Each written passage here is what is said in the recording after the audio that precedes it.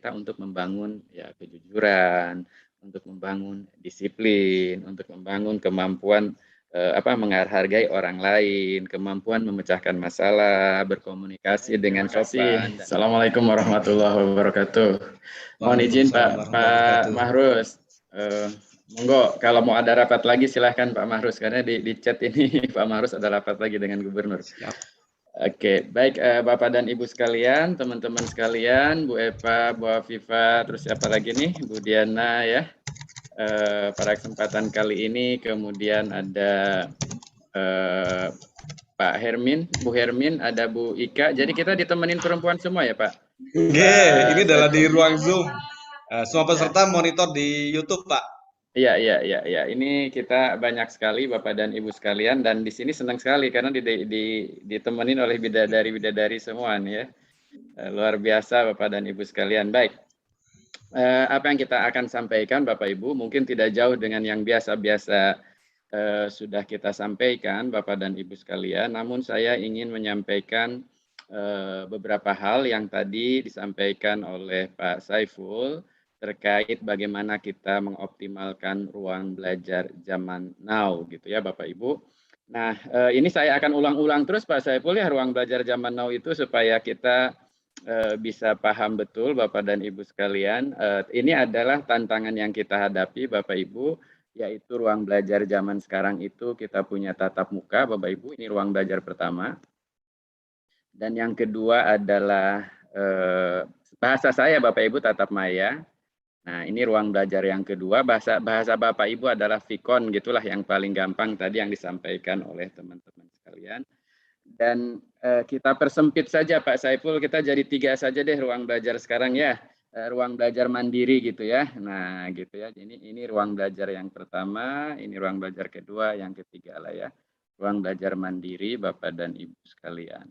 Nah, ruang belajar mandiri yang ini Bapak Ibu, yang kanan ini pasti daring ya Bapak Ibu, nggak bisa nggak daring. Yang mandiri juga bisa daring, bisa tidak daring gitu ya. Maka ini kita akan sampaikan kepada Bapak dan Ibu sekalian, dan ini ada 3 ruang. Nah, 3 ruang yang akan kita laksanakan. Nah, bagaimanakah kita dapat memanfaatkan 3 ruang belajar ini, Bapak Ibu, ketika nanti katakanlah kita akan tatap muka terbatas. Ini jadi apa namanya? Jadi satu hal yang sangat penting untuk kita pertimbangkan. Nah, kalau kita gambarkan nanti Bapak dan Ibu sekalian, mungkin bentuknya akan jadi seperti ini. Tatap muka, tatap maya, nah ini mandiri kan gitu ya Bapak Ibu. Nah ini misalnya pokok bahasan 1, pokok bahasan 2 atau minggu 1, minggu 2, minggu 3, terus sampai dan seterusnya. Nah pertanyaannya kita, apakah kita akan menggunakan tatap maya gitu kan? Atau kita akan menggunakan tatap muka, atau kita akan menggunakan belajarnya mandiri gitu ya, belajar mandiri sampai ke sini.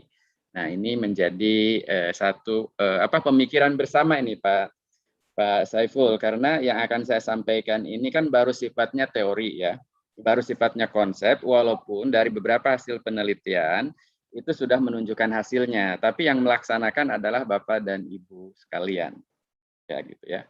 Nah, ketika Bapak Ibu mengkombinasikan antara tatap muka, kemudian juga tatap maya dan belajar mandiri dengan daring, ya dengan daring ini Bapak Ibu sekalian, maka Bapak Ibu sedang melakukan apa yang disebut dengan BL atau blended learning. Nah, kalau mau lebih keren lagi udahlah hybrid learning gitu ya. High learn gitu ya, kira-kira seperti itu.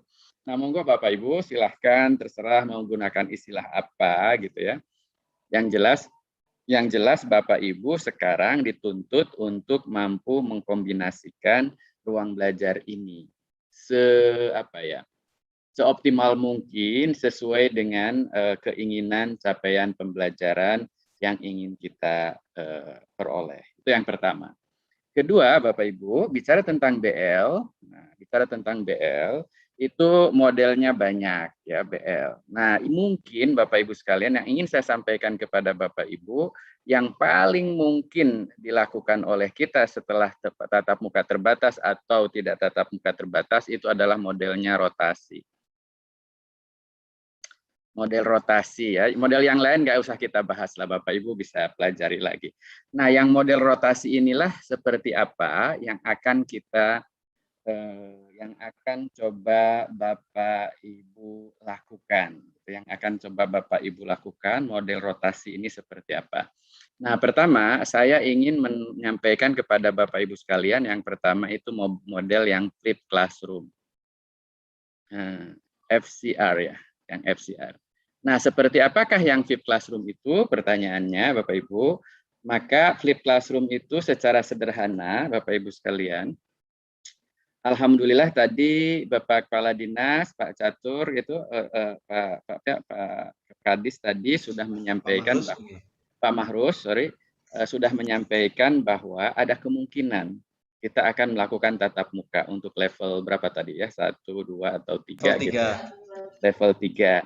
Nah, bagi level yang lain kan nggak melakukan tatap muka. Nah, ini bagaimana cara flip classroom yang dapat kita lakukan Bapak dan Ibu sekalian.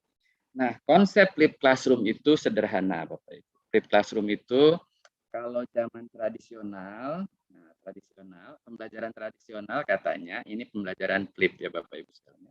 Dalam pembelajaran tradisional, siswa mendengarkan guru mengajar, ya, atau guru mengajar, ya.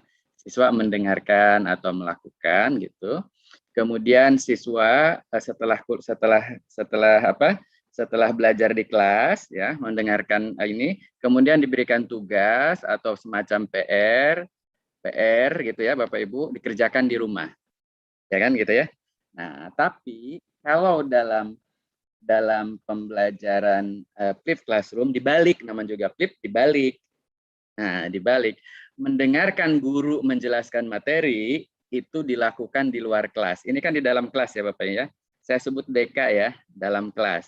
Yang ini LK, luar kelas gitu ya Bapak Ibu ya. Nah, dibalik kalau dalam flip gitu ya,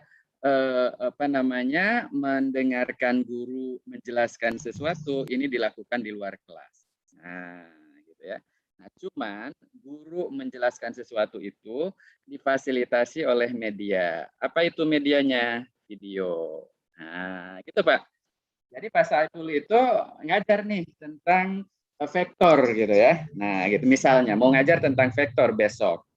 Kemudian Pak Saiful ingin menjelaskan tentang sudut-sudut istimewa. Ya kan, sinus dan kosinus dan lain sebagainya kan gitu ya. Nah, gitu saya juga udah lupa Pak Saiful. Dulu sih jago ya gitu. Sekarang udah lupa. Sinus kosinus tangan. Nah, sinus kosinus tangan dengan sudut-sudut istimewa dulu lah supaya kita bisa mudah ya. 90 derajat, 60 45 gitu dan lain sebagainya. Nah, Pak Saiful kemudian mengambil spidol, kemudian berdiri di depan papan tulis whiteboard, nah, kemudian meminta anaknya, anak Pak Saiful maksud saya yang kecil itu kan, ada berapa ya? 3 Pak kalau nggak salah ya. Iya kan? Untuk merekam video Pak Saiful menjelaskan tentang vektor tersebut dengan HP-nya kan gitu ya. Tapi Pak Saiful menjelaskan gitu, direkam gitu ya. Oke, sedikit. Nah, setelah itu Pak Saiful jadi kan rekamannya. Nah, rekamannya itu ditaruhlah di YouTube.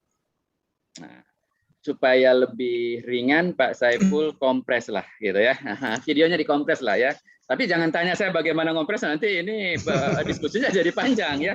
Ceritanya dikompres gitu Bapak dan Ibu sekalian, dikompres, taruh di YouTube. Kemudian materi itu, vektor itu ada 3 segmen atau 4 segmen ya. Segmen pertama tentang sudut istimewa 1, segmen kedua sudut istimewa 2, gitu kira-kira ya Pak Saiful, beserta contoh-contohnya. Wah, benar-benar sampai contoh-contohnya dibuat oleh Pak Saiful. Ya kan?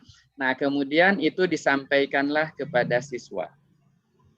Ya kan? Disampaikan kepada siswa, kemudian minta dipelajari oleh siswa di rumah sebelum minggu depan akan masuk dalam kelas, kan gitu maksudnya. Nah, gitu.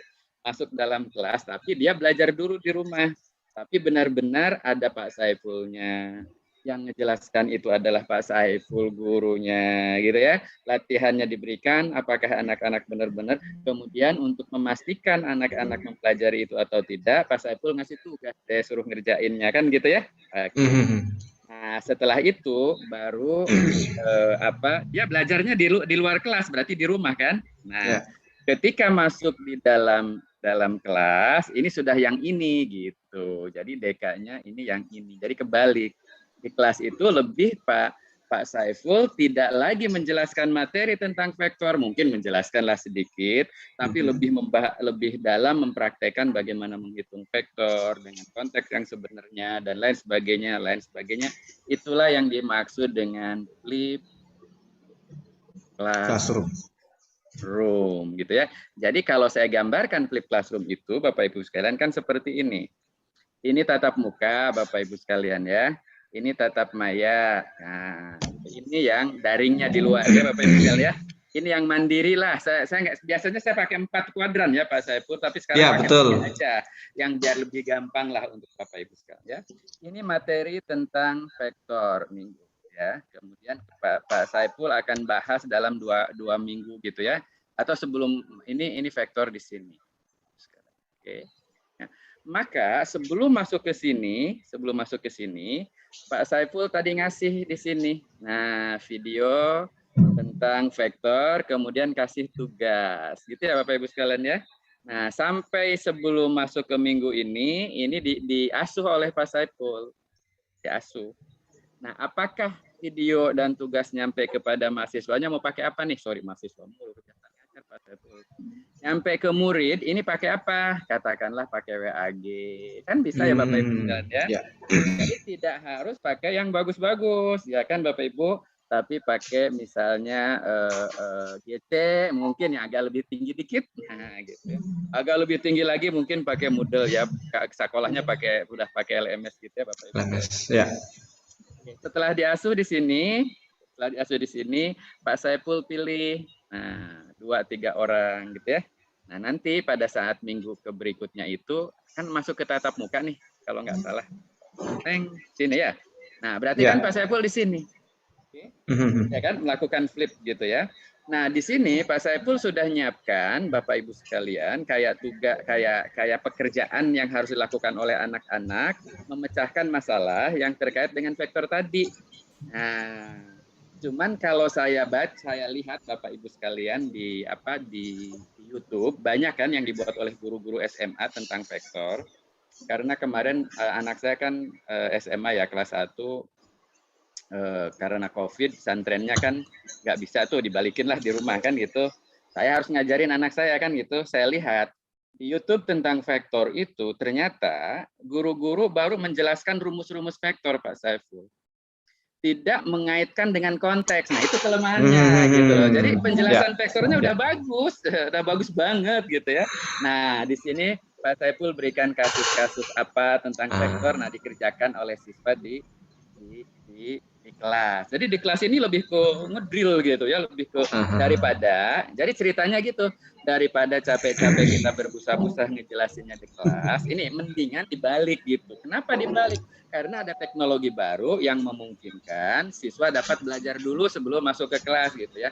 Ini gerakan flip classroom ini luar biasa ya Pak Saiful sejak munculnya internet. Ini dilakukan oleh para guru Jepang, terutama ya Finland dan lain sebagainya, sehingga di luar kelas mereka belajar. Tapi ada untungnya. Jadi flip classroom ini, Bapak Ibu sekalian, bukan hanya sekedar ngejar capaian materi, bukan. Tapi membangun karakter juga gitu loh, karakter mandiri yang seperti tadi disampaikan oleh Pak Kadis ya. Jadi dia mungkin bisa tegas, dia bisa memecahkan masalah, dia bisa ngatur waktu dengan mata pelajaran lain dan lain sebagainya kan, belajar ini dan di sini. Nah, disinilah Pak Saiful ini akan melakukan drill di sini. Tapi drillnya lebih kontekstual lah kalau menurut saya. Gitu ya. Nah, pertanyaan berikutnya adalah kalau tatap muka terbatas gimana kan gitu? Iya kan? Nah, ide saya misalnya gini Pak Saiful, saya nggak tahu nih, nanti kita praktekkan kalau perlu kita teliti ya Pak Saiful ya. Nah, Oke, siap, siap. Misalnya ya, murid Pak Saiful itu ada 20 orang, misal, ya kan? Karena terbatas, maka dirotasi. Berarti yang di sini hanya 10 orang kan? Yang di sini ya? 10 orang. Nah, 10 orang. Terus 10 orang lain. 10 orang lain lagi di mana? Nah, kalau saya boleh, yang 10 orang lagi di sini, gitu loh. Di rumah masing-masing. Iya kan? Di rumah masing-masing. Ini bisa nggak pola gini dipakai? Saya nggak tahu ya Bapak dan Ibu sekalian. Nah, di rumahnya masing-masing, Bapak Ibu, maka nanti setelah ini selesai yang di sini, maka dibalik lagi yang 10 orang lagi nanti pada pertemuan berikutnya, misalnya yang 10 orang lagi di sini, yang ini 10A ya, ini 10B gitu ya. Nah, ini berarti kan 10B, yang 10A-nya nanti di sini, gitu ya Bapak Ibu sekalian. 10A-nya ada di sini. Itu apakah memungkinkan atau tidak, saya tidak ngerti ya Bapak dan Ibu. Ini tapi inilah yang dimaksud dengan flip classroom. Intinya Bapak Ibu sekalian, Bapak Ibu sekarang boleh jadi artis di flip classroom itu, tapi artisnya bukan dalam kelas. Nah, artisnya jadi YouTuber, menjelaskan materi, kan gitu ya Bapak Ibu sekalian. Jadi tidak dipelajari di, nah itu yang dimaksud oleh teman-teman yang punya ide tentang flip classroom itu begitu. Bu ya, guru itu memang sering jadi artis, dosen juga sering dari artis. Biasanya kan supaya kelihatan keren di kelas harus jelasin, tiap pertemuan ngejelasin habis waktunya. Nah, padahal sekarang ada teknologi baru memungkinkan anak-anak bisa belajar kapan saja, di mana saja di rumah sebelum masuk dalam kelas. Nah, asbabun nuzulnya dulu, kenapa nggak buatkan video? Nah, kan gitu ya. Nah, jadi ciri khas daripada flip classroom sekarang ini, Bapak Ibu, saya tidak ingin membahas yang flip classroom yang lebih maju ya. Ciri khas daripada flip classroom yang awal-awal itu adalah guru buat videonya dulu tentang pembelajaran yang dilakukan oleh Bapak dan Ibu sekalian, yang bisa bisa dipelajari di sekolah, gitu ya, kira-kira seperti itu. Pertama tentang flip classroom model yang pertama, blended learning model yang pertama, ya Bapak Ibu ya. Ini masih rotation ya Bapak Ibu. Oke. Izin Pak Wes, mungkin saya mau motong sebelum masuk ke berikutnya. Biar kita tidak terjebak bahwasanya di tahap 1 bahwa tadi kita itu belajar secara mandiri, yang kita pelajari itu video. Nah, ini mungkin perlu ditekankan lagi Pak Wes. Jadi sumber belajar yang dimaksud sana bukan hanya video saja ya Pak Wes ya. Jadi bukan. Bisa nanti berupa modul elektronik yang di dalamnya juga semua muatannya bisa masuk seperti itu Pak Wes ya. Betul, seperti itu. Jadi yang paling gampang itu misalnya materi yang Bapak Ibu buat sama kayak LKS ya. Sama kayak LKS. LKS kan ada materi ya, kan itu ya. Tapi di penjelasan lebih dalamnya di LKS itu, ini kasih link oleh Ibu Bapak. Kasih link ketika diklik oleh anak-anak itu ke video Bapak dan Ibu sekalian, gitu loh. Tapi memang ciri khas daripada flip classroom itu video ya, Pak Saiful.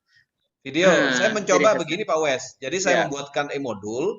E-modulnya itu kita lengkapi dengan ya artinya teks ya juga. Ya, betul. Kemudian deskripsi teks, kemudian di dalamnya juga kita embed, kita tempelkan video-video dari beberapa sumber. Nah, seperti itu Pak Wes. Betul. Nah, kemudian hal yang kedua yang harus diperhatikan adalah lingkup. Jangan sampai kebanyakan. Gitu ya. Jadi yang ngerti Bapak Ibu sekalian nyekokin mahasiswa kita itu sejauh mana, itu dicekokinnya, disuapinnya, guru-guru yang paham. Jadi jangan sampai siswa-siswa itu dicekokin banyak dan nanti gumoh dia. Gumoh bener nggak bahasa Jawanya? Iya, betul. Gumoh, muntah ya. Memuntah. Itu cara. Jadi di sini yang perlu kita tekankan pula, jadi materi yang diberikan itu sesuaikan dengan pertemuan itu ya Pak Wes ya. Betul, sesuaikan dengan pertemuan itu. Nah, kalau menurut bahasa saya di TP itu namanya teori elaborasi itu Bapak Ibu, itu mulainya bisa dari sederhana ke yang kompleks, dari mudah ke yang sulit gitu ya. dari yang tidak terintegrasi ke yang terintegrasi. Tapi kan yang ngerti itu siapa? Guru kan gitu. Gurunya. Pasti paham. Dengan jumlah 20 orang siswanya kan mereka guru bisa ngukur nih, gitu kira-kira seperti itu. Tapi lagi-lagi intinya bukan hanya sekedar ngejar capaian materi. Gitu ya. Ingat ya kata Ki Hajar Dewantoro itu, mata pelajaran dengan segala aktivitas belajarnya itu adalah alat, bukan tujuan. Ya. Kan? Tujuannya tujuannya adalah membangun manusia Indonesia seutuhnya. Itu maksudnya kan gitu. Dari belajar vektor sebenarnya communication skill-nya bagus kan gitu kan? Dari belajar vektor menghargai orang lainnya cukup tinggi gitu kan? Belajar vektor kreativitasnya ini, tapi vektornya nyampe nggak nyampe gitu ya? Ya. Oke, tapi Bapak Ibu sekalian, jangan bangga Bapak Ibu vektornya nyampe. Saya dulu vektornya nyampe, jago, ya kan? Jago, juara 1 saya di kelas. Sekarang tanya tentang vektor, ngajarin anak saya lagi, udah lupa Bapak Ibu sekalian, nggak tahu. Ya kan? Jadi jangan bangga kan Bapak Ibu sekalian. Tapi ketika guru saya ngajarin vektor, kemudian saya disuruh ke depan, ngejelasin, ternyata itu membuat saya sampai sekarang jadi orang cukup percaya diri. Kan gitu, kira-kira begitu ya. Mungkin kan itu ada sumbangannya dari situ kali ya Bapak Ibu sekalian, mungkin kira-kira begitu. Nah itu yang paling penting ya. Mohon izin Pak Wes, ini sudah ada pertanyaan bagaimana? Langsung apa gimana? Boleh ini boleh kayak gini. Ini ada pertanyaan dari Ibu Elo dari SMA 2 Jember ya. Nah tadi yang disampaikan itu lebih kepada bagaimana kita mengasah, jadi memberikan layanan asah kepada anak didik kita. Bagaimana dengan pola asihnya seperti itu kalau misalkan kita menggunakan flip classroom? Ya, jadi gini Bapak dan Ibu sekalian, pola asah dan asuhnya itu sebenarnya yang punya peluang kita mengasuh mereka itu adalah pada saat asinkron tadi, yang belajar mandiri tadi. Kan belajar mandiri itu kan kita memberikan sesuatu kepada mereka. Ya kan? Nah, ketika memberikan sesuatu kan ada jangka waktu mungkin seminggu sebelum pertemuan minggu berikutnya. Nah, disitulah kita asah-asuhnya. Nah, itu masalahnya sekarang komunikasi di situ. Biasanya ada komunikasi japri, ya kan? WA-pri, kalau anak-anak sebetulnya WA-pri ya. Nah, ada juga memang grup gitu. Nah, di grup itulah yang dulu yang sering saya ceritakan itu Pak Saiful, yang masalah social pressures gitu ya. Cognitive presence, teaching presence itu yang kita pakai Bapak Ibu sekalian. Jadi ngasuhnya itu kita manggil nama itu luar biasa gitu ya untuk menghargai sosialnya. Kemudian kita kasih angkat-angkat gitu ya, jangan pernah jatuhkan anak-anak, itu namanya menghargai sosial presence-nya mereka Bapak Ibu. Kemudian sekecil apapun argumen atau keberhasilan yang dia buat itu kita bahas di situ. Ada feedback ya. Ada feedback dari kita itu kayak gitu-gitu sebelum ke pertemuan berikutnya, maksud saya sebelum ke tatap muka ya. Betul. Nah, jadi bukan hanya artinya kita guru ini memberikan materi, memberikan tugas, atau misalkan kita hanya pada saat tatap muka itu tadi lebih kepada konteksnya, tapi harus ada komunikasi yang dua arah seperti itu, Pak Wes. Saya ingat itu komunikasi yang ditampilkan oleh Pak Wes dulu pada saat ada komunikasi antara Pak Wes dengan mahasiswanya, lah seperti itu. Itu termasuk juga ya, termasuk. Asihnya ya Pak Wes ya. Iya. Jadi saya menyebutnya itu asuhan pembelajaran ya. Karena saya lebih banyak di Politeknik Kesehatan waktu itu kan kesehatan tuh selalu bilang asuhan ya, asuhan keperawatan, asuhan kebidanan, asuhan ibu hamil, asuhan neonatal, asuhan macam-macam lah, semuanya asuhan. Nah ini pun sebenarnya asuhan sebenarnya, cuman asuhan pembelajaran. Dan ini secara psikologi ya, secara psikologi komunikasi, dengan kita nyebut nama, dengan kita memberikan encouragement luar biasa, berarti kan secara sosial kita engage di situ. Jadi ada social engagement. Ya. Kemudian ketika argumentasinya atau idenya dia biasa-biasa aja sebenarnya menurut kita, tapi kan menurut dia kan luar biasa kan.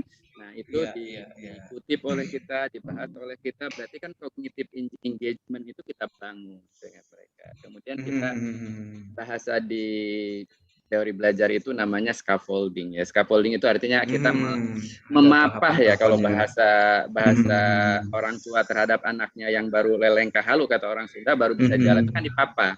Gini gitu ya. Nah, itu tugas kita guru memang begitu Bapak Ibu sekalian. Nah, jadi kalau asuhan pembelajaran ini dilaksanakan selama mereka proses, nah masalahnya gini, asuhan pembelajaran itu jangan nunggu inisiasi dari mereka. Kadang-kadang mereka nggak komunikasi, ya kita tanya, gimana gitu ya, apa kabar di rumah gitu. Mana di rumah dulu, nggak nanya langsung pelajaran Bapak dan Ibu sekalian ya. Apa kabar di rumah, gini gitu ya. Kalau kaitannya dengan vektor, kemarin Anda pergi kemana, sekarang mau pergi ke arah mana gitu. Pada ujung-ujungnya mau ke sana gitu. Kita kan, ya mengaitkan. Jadi kita guru ini pinter-pinter menggiring seperti itu Pak. Betul, pinter-pinter menggiring mereka itu, dan saya yakin kalau anak-anak itu senang. Jangankan anak-anak ya, mahasiswa juga kok senang. Ya, kita lakukan. Ya, ini sangat menarik sekali Pak Wes. Jadi Flip Classroom ini kalau misalkan kita hubungkan dengan apa yang menjadi program pemerintah sekarang, guru penggerak, Merdeka Belajar ya, mohon maaf, Merdeka Belajar, ini tentunya nyambung ini Pak Wes. Betul. Jadi Flip Classroom kita memberikan kemerdekaan kepada anak untuk belajar secara mandiri, kemudian ketika masuk di dalam kelas mereka itu belajar secara diskusi dan berkolaborasi, eksplorasi seperti itu ya Pak Wes ya. Iya. Nah, mungkin nanti setelah berjalan ya bisa dielaborasi oleh guru ya. Bisa istilah bahasa kerennya itu kalau di Banten nyebutnya personalized learning. Ya kan? Bisa saja. Artinya tugas yang diberikan ke si A itu sangat personalized dengan si A-nya gitu, dengan konten ini mungkin bisa saja guru memberikan, tidak harus seragam. Ya, sesuai dengan karakteristiknya dari masing-masing anak didik kita. Betul gitu ya. Jadi sangat-sangat masing-masing anak didik kita memiliki kodrat alam yang berbeda-beda seperti itu ya. Betul, gitu ya. Itu sangat. Guys, siap Pak Wes, monggo dilanjut. Gitu ya. Oke, jadi tadi itu yang pertama ya tentang lift ya. Oke.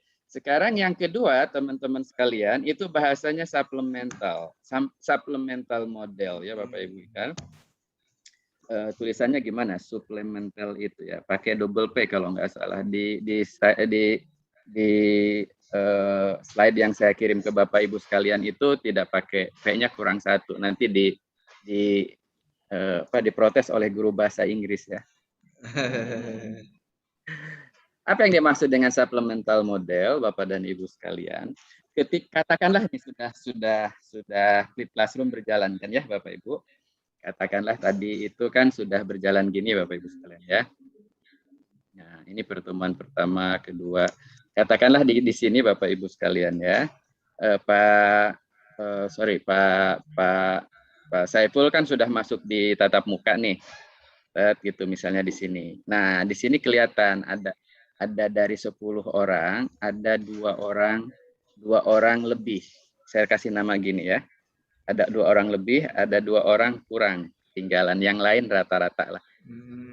Nah, ini yang dimaksud dengan suplemen itu Bapak dan Ibu sekalian adalah ketika ada siswa-siswi kita yang lebih dari rata-rata dan ada yang kurang dari rata-rata gitu ya. Jadi ceritanya adalah tugas kita sebagai guru untuk mendorong mereka juga. Nah, yang dimaksud suplemen itu adalah kita berikan tambahan supaya mereka nggak bosen. Itu mah gitu-gitu aja, gue juga bisa. Ini bagi yang lebih, ya kan? Tapi bagi yang kurang, aduh, repot banget ya kayak gini gitu dan lain sebagainya ya gitu. Tapi kalau Pak Saiful dulu waktu sekolah kayaknya itu kategori yang lebih kan gitu ya. Nah, ketika kategori yang lebih itu, kita juga merasakan kok dulu, ya, bosen, underestimate, dan itu akan mendorong dari sisi karakter Bapak Ibu sekalian. Kalau tidak kita fasilitasi oleh guru, itu bisa membuat kita itu egois, memberikan kontribusi anak itu untuk jadi egois, gitu.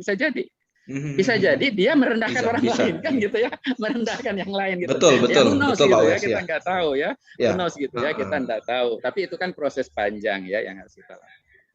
Maka kita dalam suplemen itu kita berarti memberikan tambahan. Nah, pertanyaannya tambahannya nanti diberikannya gimana? Tentu saja balik lagi, tambahannya itu yang diberikan itu adalah kan begini Bapak Ibu sekalian ya. Ini kan di tatap muka yang Bapak Ibu buat, ini tatap maya, ini mandiri, Bapak Ibu sekalian, kan gitu ya. Di sini ketika tatap muka, Pak Saiful melihat nih, ada dari 10 ya Bapak Ibu sekalian, ada 2 lebih, ada 2 kurang. Nah, disinilah Bapak Ibu sekalian perhatikan nih 2 ini, kurangnya di mana, lebihnya di mana. Sehingga yang jadi pertanyaan kita berikan aktivitas apa nih untuk mereka. Masih sama-sama vektor atau mungkin Pak Saiful akan lebih perkuat lagi di sisi apa, dan lain sebagainya. Oke. Nah, kemudian pertanyaan berikutnya adalah tool-nya apa? Tool itu kan kita bicara kaitannya dengan zaman teknologi sekarang kan gitu ya. Nah, tool and teknologi apa yang kita bisa pakai nih untuk anak-anak ini nih, gitu kan? Nah, kalau kita pilih misalnya pilih X atau apa, kita pelajari itu toolnya. Ya. Nah, kemudian bagaimana seperti apa? Nah, setelah itu baru kita sampaikan kepada anak-anak. Nah, ketika ini kan balik lagi jadi flip.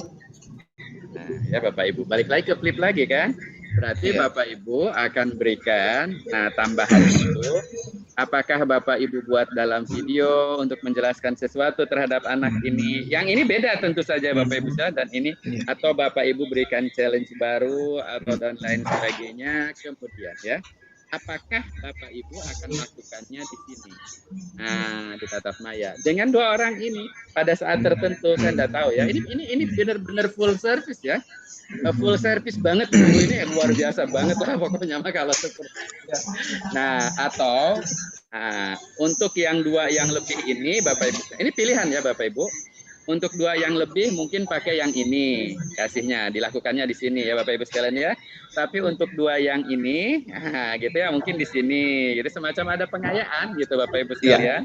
Tapi melalui tatap maya. Tapi yang ini pengayaannya di sini, nanti untuk mengujinya lagi dia udah ini atau tidak kan kita akan lakukan di minggu berikutnya di tatap muka yang lain gitu ya, kira-kira begitu Bapak dan Ibu sekalian. Ini yang disebut dengan supplemental model. Nah, tapi kan dalam prakteknya kan itu bisa dikombinasikan dua-duanya kan? Ya. Seperti itu. Oke, izin Pak Wes. Izin Pak Wes. Ya. Ini ke belakang semakin menarik ini.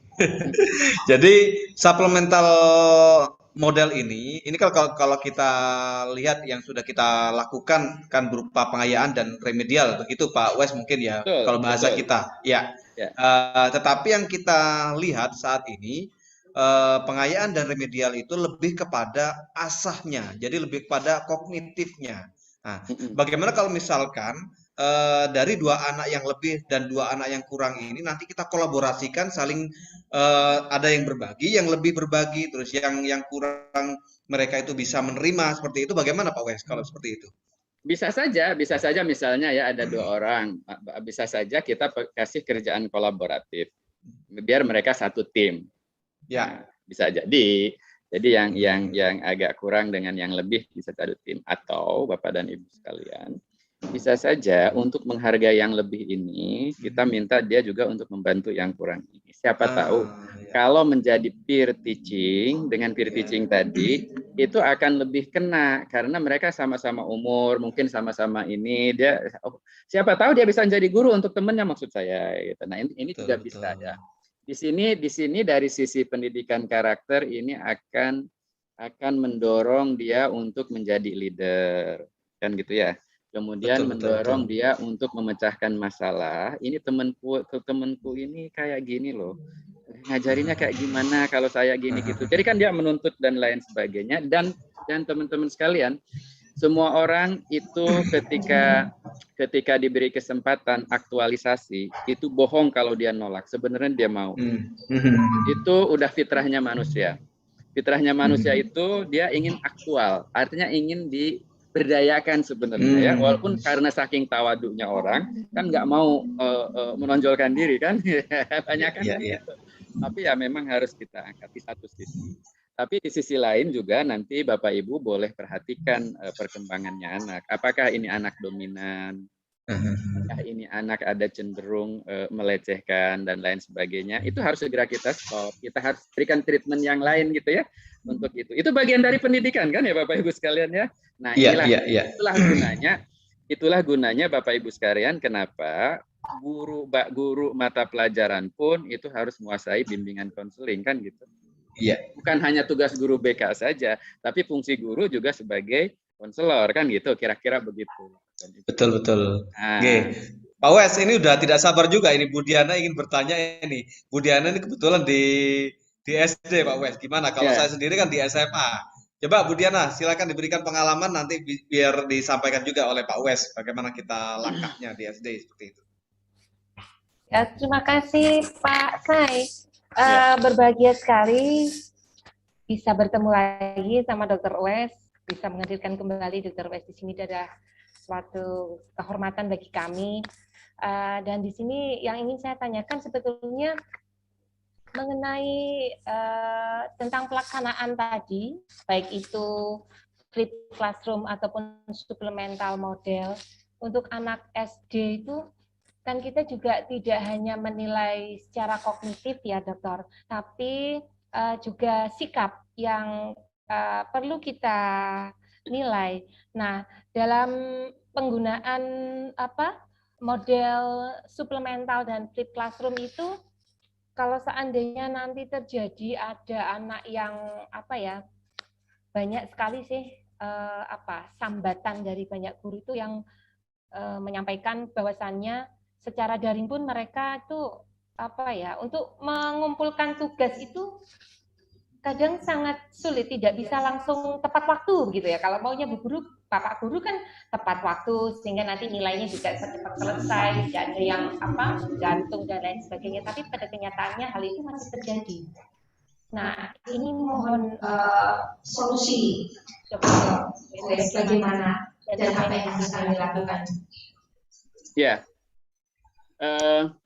Gini ya, kalau untuk SD atau SMP sama ada sih. Dari sisi penyampaiannya saja mungkin agak berbeda ya.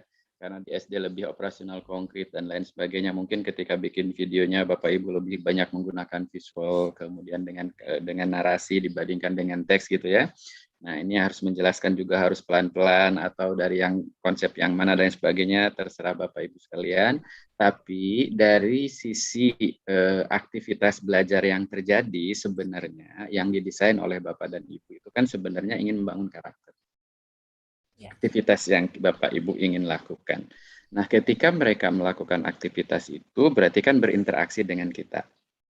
Nah, disitulah karakter itu kita internalisasikan. Jadi karakter itu nggak bisa diajarin gitu. Maksudnya hari ini kita belajar jujur, hari besok ya enggak. Semuanya insidental ya. Sifatnya insidental dan terjadinya itu ya kalau bahasa ini longitudinal panjang gitu ya.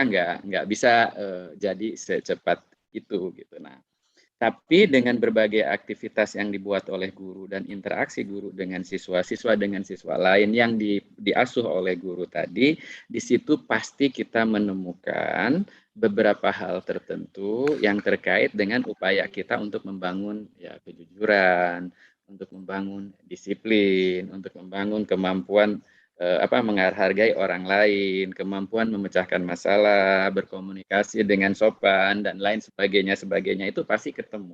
Oleh karena itu, berikanlah aktivitas-aktivitas yang sebanyak mungkin yang memungkinkan dia berinteraksi dengan kita dan yang lainnya, dan kita bisa memantau sebenarnya melihat perkembangan sosialnya seperti apa, perkembangan emosinya seperti apa dan lain sebagainya, itu kita kelihatan ya Bu Diana gitu ya. Nah, saya dulu ketika ngajar SD itu kalau ada anak ini cenderung dominan, misalnya akhirnya beberapa pertemuan berikutnya untuk hal tertentu dia tidak menjadi ketua kelas atau ketua kelompok gitu. Tapi kita ganti dengan yang ini terus cara-cara begitu.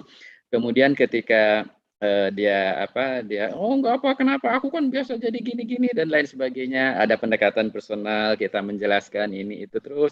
Nah, kayak gitu. Jadi memang sebenarnya ya kita tidak mulu bicara tentang konten kan sebenarnya ketika berinteraksi dengan anak-anak gitu ya. Itu contoh-contoh gitu yang harus kita lakukan kepada Jadi ada intervensi langsung yang bisa kita berikan untuk menstop gitu ya ketika itu dia membuat itu, tapi memberikan kesempatan yang lain untuk bisa ini. Tapi kita tidak berharap misalnya si X yang biasa lead gitu ya, kemudian diganti oleh yang si suruh lead.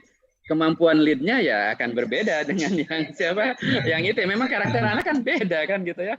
Kemampuan komunikasinya beda dan lain sebagainya. Tapi setidaknya akan ada perubahan pada dirinya. Dan ini di anak-anak sering terjadi ini Bapak dan Ibu sekalian, sampai SMA bahkan sampai perguruan tinggi terutama di SD gitu ya kayak gitu. Cuman sayang saya ngajar SD kan cuman sebentar ya Bu ya Diana ya. Dulu ya sebentar banget ya nggak selama. Nah, saya melihat interaksi seperti ini Pak Saiful itu tidak ada hubungannya dengan daring atau tidak daring gitu ya. Karena ketika tidak daring ada interaksi, ketika daring pun ada interaksi. Ada interaksi. Padahal kunci membangun karakter itu adalah internalisasi. Dan internalisasi itu terjadi ketika kita berlakukan interaksi. Makanya saya suka bingung dalam daring itu mulai gitu, bingung saya gitu ya, kadang-kadang bingung gitu. Padahal kita sekarang ini berinteraksinya secara daring maupun luring, bahkan lebih banyak daring, apalagi emak-emak. Iya kan? Emak-emak Bu Diana, emak-emak. Coba Giant itu sampai tutup, Mama. Giant itu sampai tutup gara-gara transaksi emak-emak yang berbeda. Transaksi jual beli maksud saya gitu kan. Nah, transaksinya daring kan? Iya kan? Nah, gitu. Apakah kita tidak tahu bahwa kalau perilaku jual belinya dia nggak benar dalam daring itu, misalnya setelah itu dia nggak ada yang beli kan? Kan sama aja kan di Bapak Ibu sekalian. Nah, kita bisa menilai perilaku orang walaupun hanya terjadi secara daring kan gitu loh Bapak dan Ibu sekalian. Itu Bu Diana. Jadi kuncinya interaksi. Artinya kalau saya sih bilangnya kuncinya sejauh kita berikan aktivitas belajar kepada anak-anak yang otentik, yang menantang, yang sesuai dengan idenya mereka, di situ pasti akan ada interaksi dan di situ kita pasti menemukan celah-celah kita untuk masuk di sisi mana gitu. Untuk hal yang mana gitu. Cuman nggak bisa di skenario kan, pasti kali ini akan bicara tentang disiplin mulu, nggak bisa gitu. Ya gitu kira-kira gitu. Oke, terima kasih Pak Wes. Mohon maaf Pak Wes, ini sepertinya ada pertanyaan, tapi pertanyaan berhubungan dengan flip classroom. Ya, ini silakan. Chat ke saya sebenarnya ada langsung ini Bu Afifah. Bu Afifah ini di SMP. Lah kebetulan SMP-nya ini mohon maaf di pinggiran kota.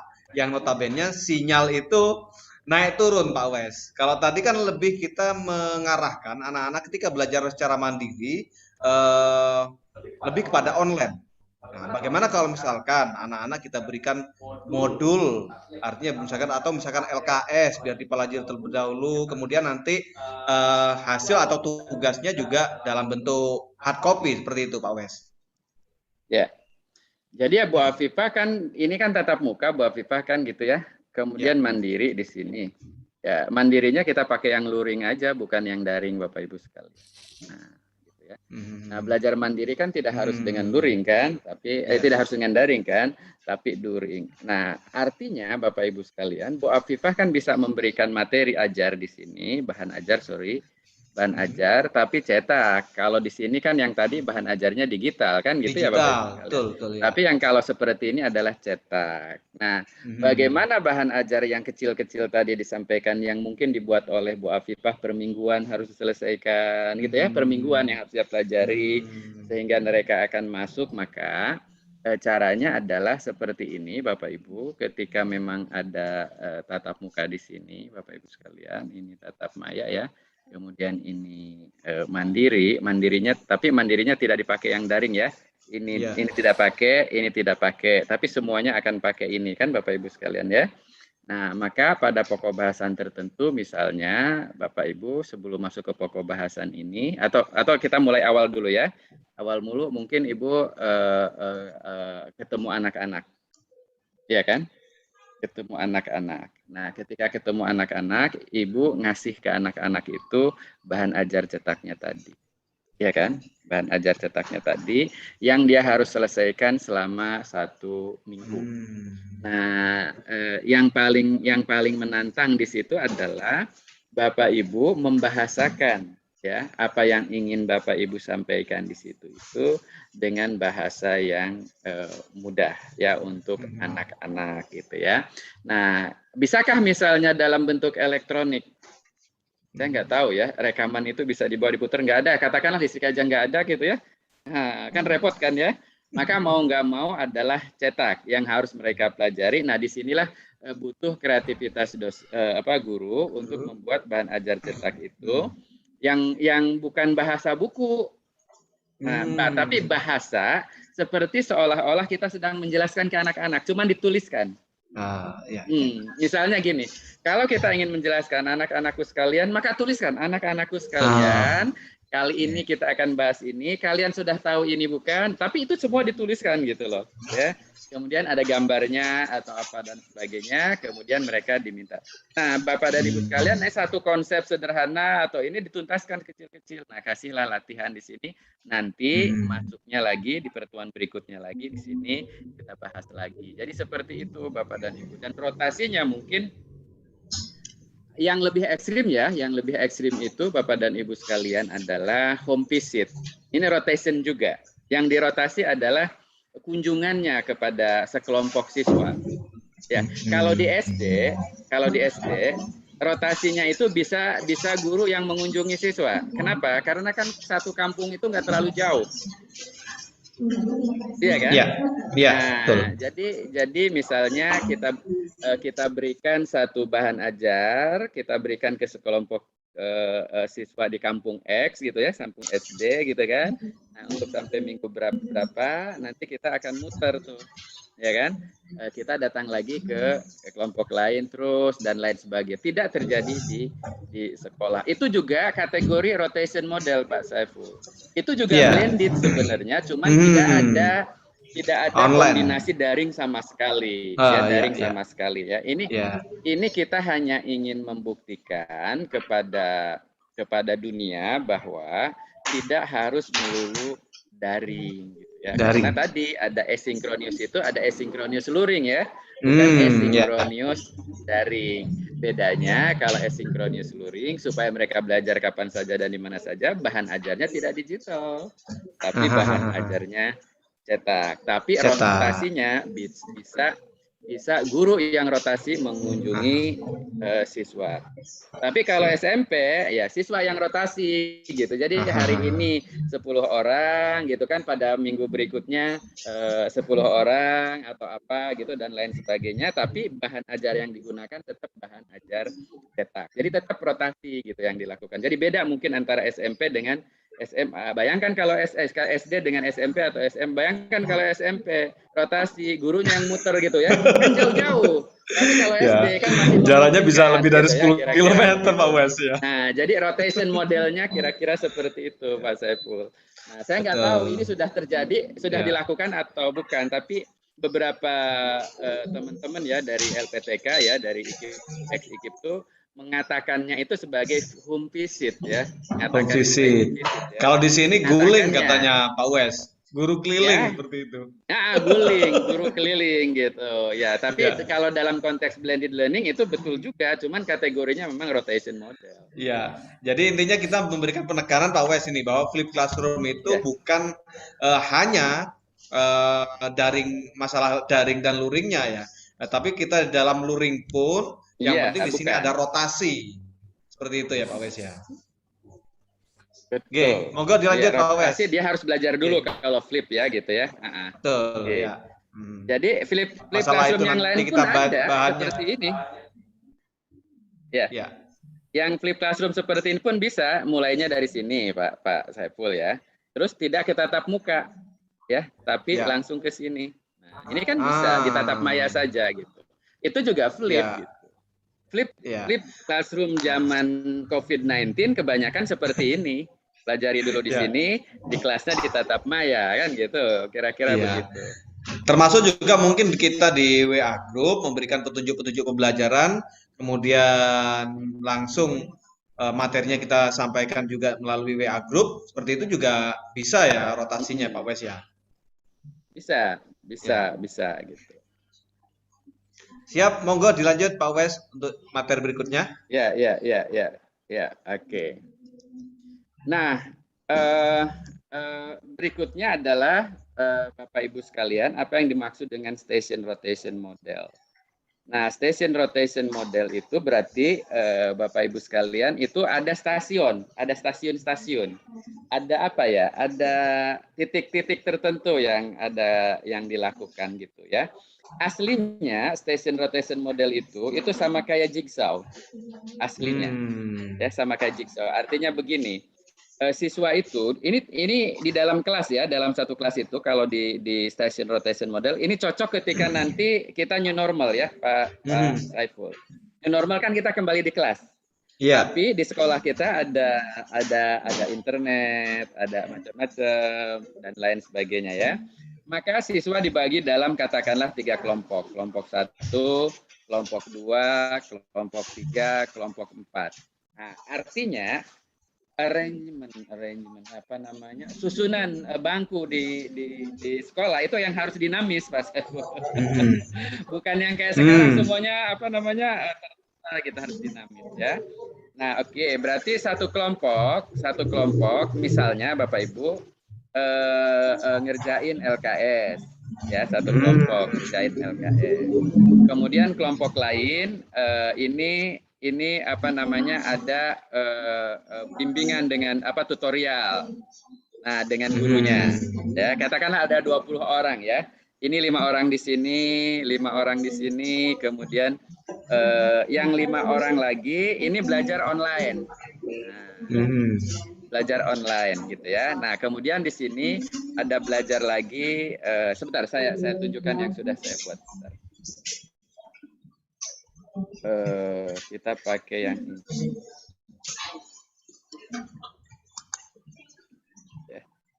Nah, di sini ada online activities gitu ya di stasiun satunya di sini ada teacher led instruction nih. Teacher led instruction berarti kan di sini ada sekelompok. Biasanya kalau saya baca dari pengarang aslinya Staker dan Horn itu ibu-ibu guru atau bapak guru itu memulainya dari anak-anak yang agak ketinggalan dulu. Nah, dikumpulkan di teacher led. Ya kan, di teacher led dulu. Sementara anak-anak yang lain dia melakukan kolaboratif activities, misalnya ada LKS mengerjakan sesuatu, tapi masih dalam satu ruangan kelas ya Bapak Ibu sekalian ya. Iya. Sementara yang lain mengerjakan online, aktivitas online, tapi di kelas yang sama. Nah, gitu berbeda. Jadi ini ceritanya nih di kelasnya memang sudah seperti itu. Nanti di sini 30 menit selesai, nanti pindah dia ke sini, ini pindah ke sini, ini pindah ke sini. Terus setiap hari itu kira-kira begitu. Tapi kalau setiap hari pakai ini semua, anak-anak kan bosen ya. Ya bosen dong. Bosen dong, masa monoton gitu terus gitu kan. Nah, gitu ya. Atau ada small group activity di sini, teacher led, kemudian ada independent work, collaborative activities. Nah, kemudian ada juga di sini online learning gitu ya Bapak dan Ibu sekalian yang dilakukan oleh siswa gitu ya. Nah, kemudian contoh lain itu adalah teacher station-nya ini pre-activity independen di sini, kemudian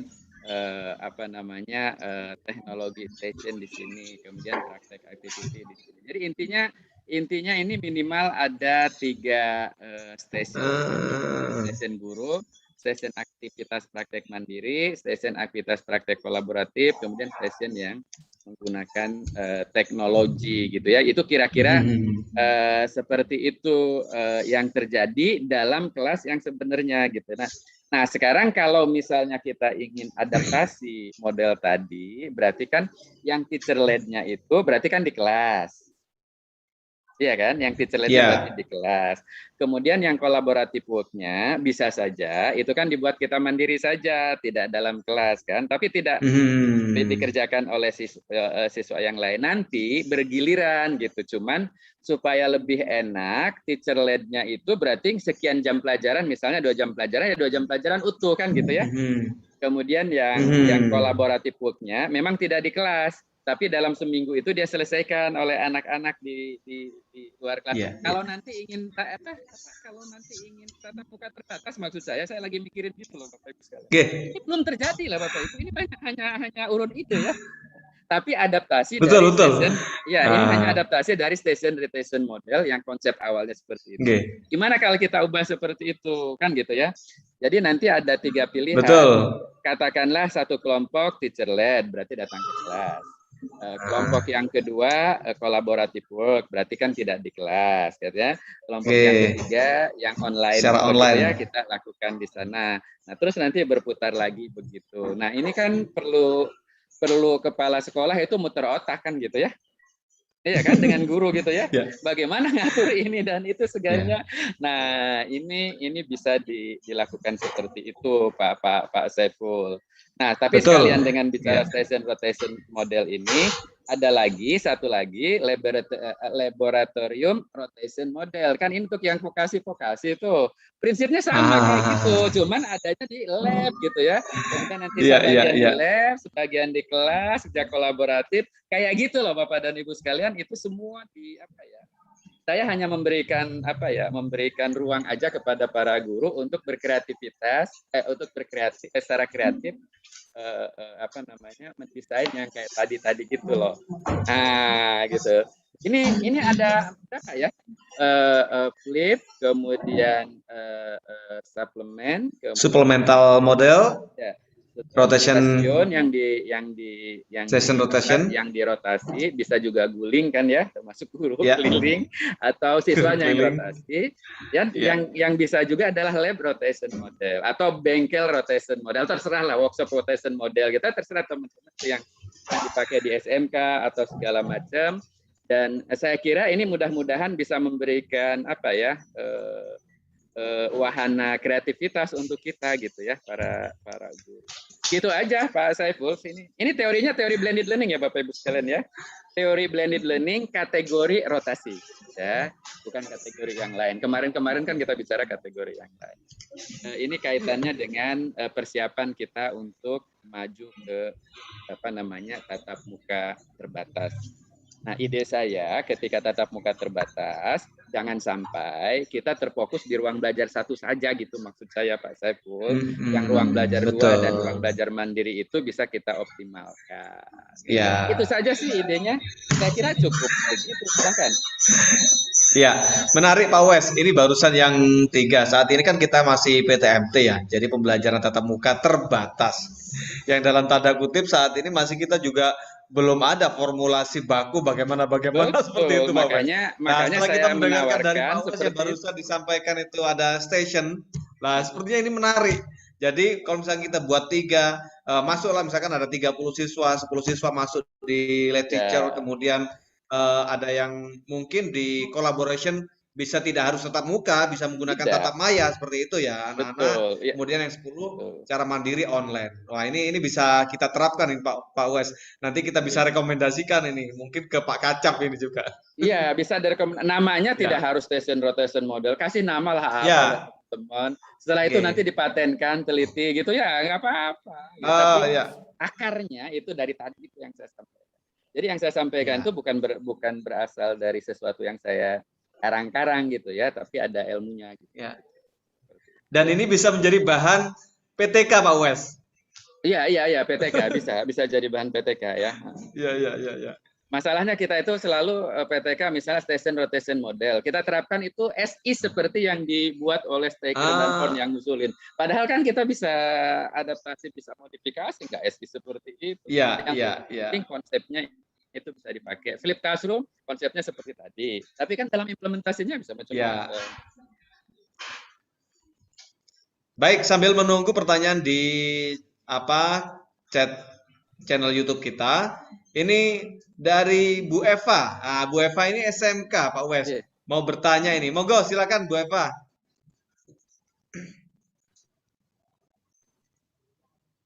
Oke, bisa dibuka mic-nya Bu Eva?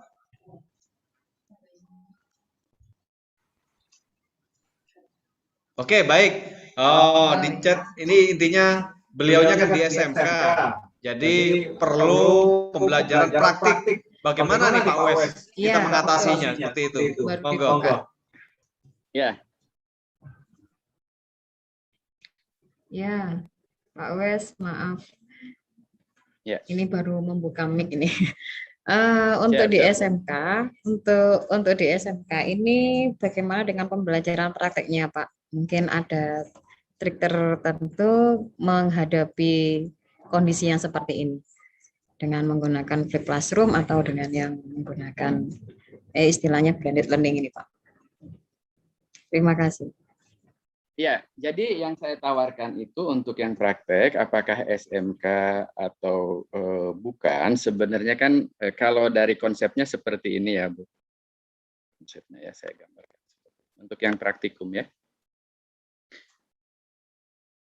Sorry, praktikum itu kita buat begini saja Bapak Ibu. Ini kan tatap muka ya. Ini tatap maya. Ini praktikum itu kan tidak bisa langsung praktikum atau bisa langsung praktek Bapak Ibu ya. Nah ini kita 1 minggu pertama, minggu kedua, minggu ketiga katakanlah ini dilakukan di sini. Berarti kan belajar mandiri, kemudian tatap maya kan gitu Bapak Ibu ya.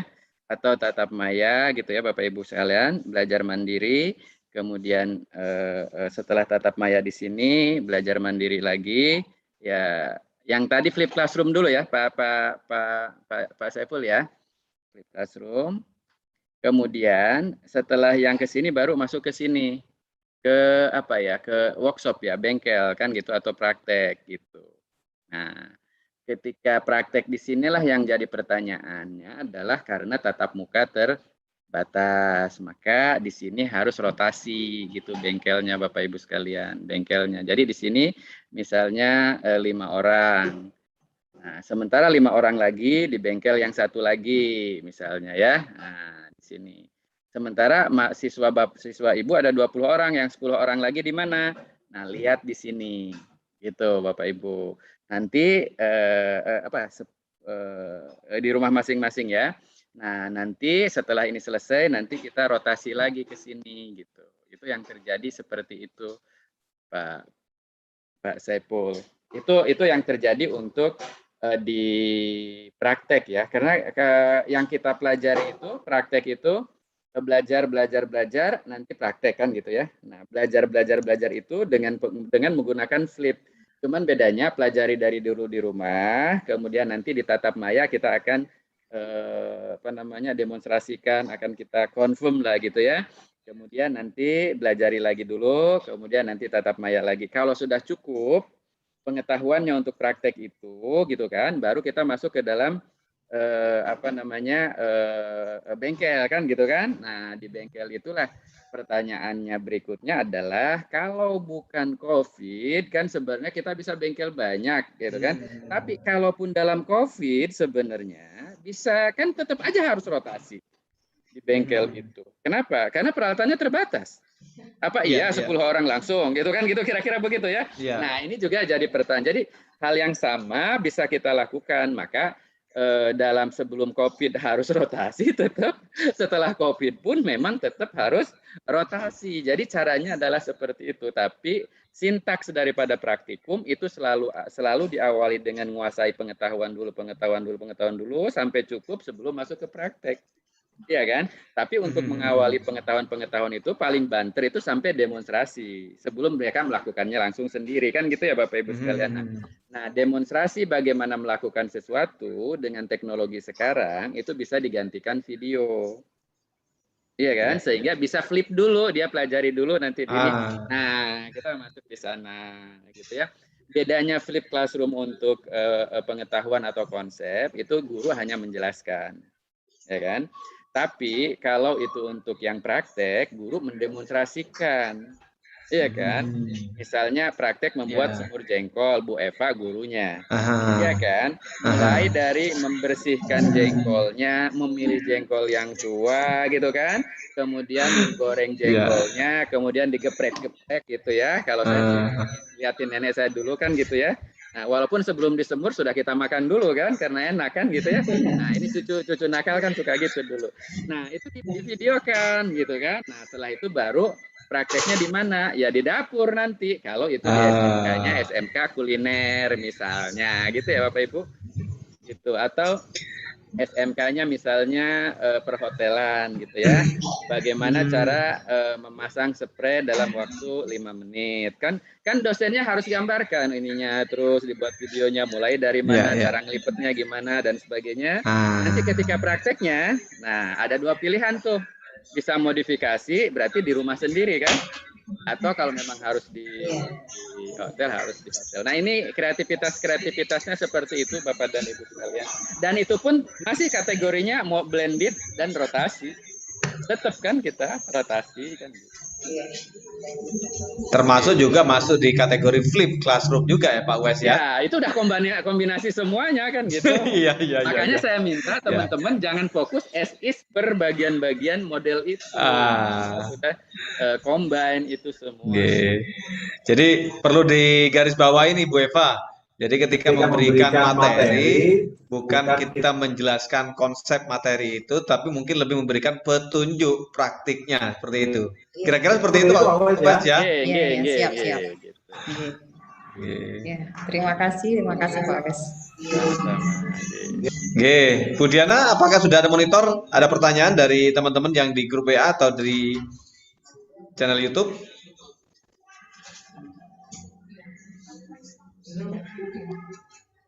Belum ada. Mungkin ada tambahan dari Pak Wes. Jadi waktu masih kita sampai jam pukul 14.45 Pak Wes. Ya intinya ya seperti itu tadi Pak Saiful. Saya hanya ingin menyampaikan bahwa ada peluang yang dapat kita lakukan ketika kita akan dipilihkan untuk masuk ke TM tatap muka terbatas ya. Terbatas ya. Gitu. Tapi jangan lupa bahwa ketika tatap muka pun kita punya ruang belajar yang bisa kita optimalkan gitu ya. Nah, untuk mengoptimalkan ruang belajar itu dengan berbagai kombinasi secara konseptual itu disebut dengan blended learning. Ya kan? Cuman blended learning yang seperti apa kalau kita bedah satu-satu ternyata yang paling mungkin cocok untuk kondisi kita new normal nanti adalah kategori rotasi. Bukan kategori flex model, bukan kategori ala carte, bukan kategori full online, tapi full rotasi. Nah, full rotasi tadi ada supplemental, ada individual rotation sebenarnya, tapi ada guling tadi ya, guling keliling ya. Kemudian ada flip classroom, ada station yang dirotasi, ada juga lab rotation model. Nah, dengan 5 itu saja ternyata itu ada ladang kreativitas yang bisa dibuat oleh guru dan kepala sekolah tentu saja untuk mengembangkan strategi pembelajaran yang akan dilaksanakan di sekolahnya masing-masing gitu. Terima kasih, luar biasa ini paparan Pak Wes memberikan pencerahan kepada kita, khususnya pada pendidik di semua jenjang. Jadi kita bagaimana menghadapi pembelajaran tatap muka terbatas, khususnya kita di pandemi COVID ini. Jadi banyak pilihan-pilihan yang dapat menjadi rujukan bagi kita dan tentunya tergantung lagi kepada kita sebagai guru bagaimana kreativitas kita gitu Pak Wes ya. Jadi inovasi kita dan tentunya kita nanti juga melihat karakteristik anak didik kita, karakteristik satuan pendidikan kita. Demikian Pak Wes ya. Begitu, intinya begitu. Tapi ini lagi-lagi saya ingin sampaikan, ini baru urun ide ya, urun ide. Kalau hasil-hasil penelitiannya ada sih tentang station rotation model, tentang lab rotation model, tentang supplemental, tentang flip classroom lebih banyak lagi sebenarnya. Nah, tapi kita ingin teman-teman di grup ini berkreasi sendiri, nanti akan menemukan model sendiri yang akarnya diambil dari sumber yang sama. Jadi Bapak Ibu kalau ingin cari judul bukunya itu Staker dan Horn sebenarnya pengarangnya ya, tentang blended learning. Tuh, sayangnya kan orang cuma baca suka koran sobek doang Pak Saiful. Beli buku kemudian lihat aja di blog gitu, lihat aja di blog station rotation model apa, tapi nggak dia baca gitu kayak gitu nggak dia sampai tuntas gitu. Kalau saya alhamdulillah hatam gitu ya. Cuman nggak kayak Adi Hidayat, nggak bisa nyebutkan di halaman berapa gitu ya, di pojokan apa, di atas paragraf keberapa, saya nggak sanggup. Oke, terima kasih luar Sama-sama. biasa paparan Pak Wes. Kita Sip. sudah 1 jam 45 menit ini bersama dengan Pak Wes. Sungguh paparan Iya. yang luar biasa, memberikan suplemen-suplemen materi. Bagaimana kita menyiapkan pembelajaran ini bisa menjadi pembelajaran yang menyenangkan, bermakna, dan tentunya bagaimana kita mengoptimalkan ruang belajar di zaman now ini. Terima kasih Pak Wes, luar biasa. Insya Allah nanti kita akan ketemu Siap. kembali. Siap. Dan semoga nanti kita bisa bertemu secara tatap muka seperti itu Pak Wes ya. Ya, dan Bapak Ibu sudah mempraktekkan yang ini gitu ya. Siap, terima kasih. Bapak Ibu jangan khawatir, artikel-artikel tentang blended learning, flip classroom ini udah nanti akan kami kirimkan yang disampaikan oleh Pak Wes pada Bapak Ibu melalui WA group. Demikian. Demikian Bapak Ibu hebat semua, kita bertemu di sore hari ini, sungguh luar biasa Bapak Ibu sudah memonitor paparan dari narasumber kita. Semoga ilmu yang kita pelajari ini menjadi ilmu yang bermanfaat dan barokah, dan tetaplah selalu belajar, berbagi dan beramal dimanapun kita berada, dan semoga ilmu yang kita pelajari ini selalu bermanfaat bagi kita sendiri dan bagi orang lain. Terima kasih, dari saya kurang lebihnya mohon maaf. Wabillahi taufiq wal hidayah. Wassalamualaikum warahmatullahi wabarakatuh.